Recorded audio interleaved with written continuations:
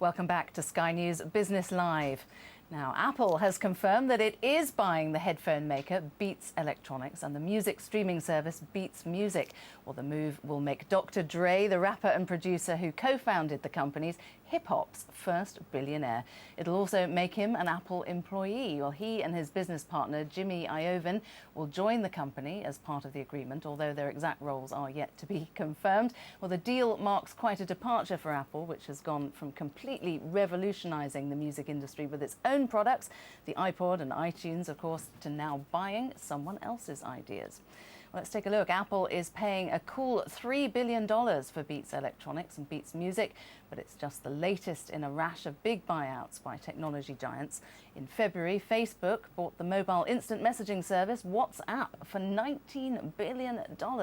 And 2 years ago, it picked up the photo-based social network Instagram for $1 billion. Well, last month, Google purchased the high-altitude drone maker Titan Aerospace. That was for an undisclosed sum.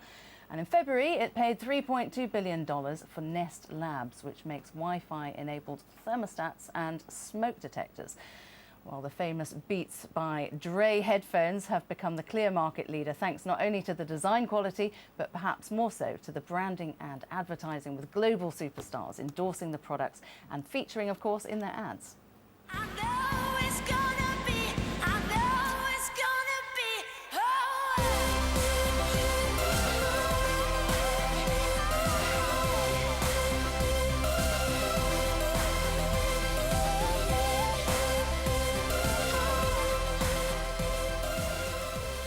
Joining me now is Jeremy Silver. He's author of Digital Medieval and also a specialist advisor on the creative industries to the UK Technology Strategy Board. Almost feel like getting up and dancing, don't you, Jeremy? This is an unusual move for Apple, isn't it? Because they've been sitting there on this huge pile, about £100 billion worth of cash. Not really sure what to do with it. They've been making tiny acquisitions and now, boom, here we go. How do you explain it? I think it's a very clever deal, actually, and it's got sort of three different pieces to it. So part of it is about fashion, and there's definitely the influence here of Angela Ahrendts, who's just joined from Burberry as their head of retail, and clearly, you know, she can see how this is going to add to their turnover and going to be valuable to them on that side. But it's also a positioning of Apple with a different generation. And Apple has always made a great play of mixing both technology and culture and understanding culture and letting the technology get out of the way so people could experience that. And that really leads on to the ability to sell the headphones and then, of course, the streaming music service that goes with it. I just want to ask from a selfish perspective, do you think this is going to mean that Apple products are now going to come with a big set of kind of hip-hop headphones instead of those poxy little white things that you put in your ears? I think what it probably does is it lets Apple start to do some really interesting things with the headphones. So I think we're going to start to see very clever integration with the iPhone and the iPad. We'll probably start to see things like wearable devices that go with the headphones. So there's been lots of talk about an Apple Watch, for example, an iWatch.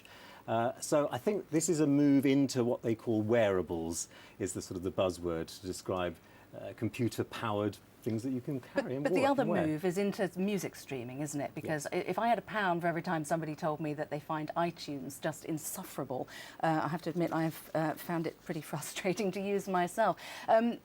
Is this going to be more sophisticated than, say, a competitor like Spotify? Well, I think what's happened is that Apple has seen very clearly the way the market is moving, and in the last year or so, depending on who you listen to, it's the sale of downloads and digital downloads from iTunes has gone down by between 2 and 5%. And at the same time, in that same period, streaming services, led by Spotify, but Deezer and Rhapsody, and in the States, Pandora as well, have really, really rocketed in popularity, and they've grown dramatically. So in some countries, in Sweden, for example, streaming services represent about 60% of the market now. So I think Apple has seen that and have realised that that's the direction of travel. That's where consumers are going, and they need to be there. But knowing Apple, they're not just going to want to come out with a product that's like Spotify, are they? They're going to want to do something cleverer with it. Is that what you expect? I think so, and obviously what we've seen of Beats so far has been a relatively small launch, even though with a big splash at the beginning of the year. But it's been distinguished by the fact that it has really focused on the curation and the playlisting of the music. So instead of just presenting all the music in the world for you to eat and let you run around like a kid in a candy store grabbing what you want, it's been much more of a guided platform and a place where you could actually discover things and find new music that you wouldn't otherwise have learnt about. And I think that's what Apple's seen. Now, interesting, this done under Tim Cook. Steve Jobs wouldn't have done this kind of deal, would it? Because it kind of admits we're falling behind. We need to latch on to something else that's pretty big to keep us in the game. I don't know whether that's fair. I mean, we can speculate about what Steve Jobs may or may not have done. What would Steve have done?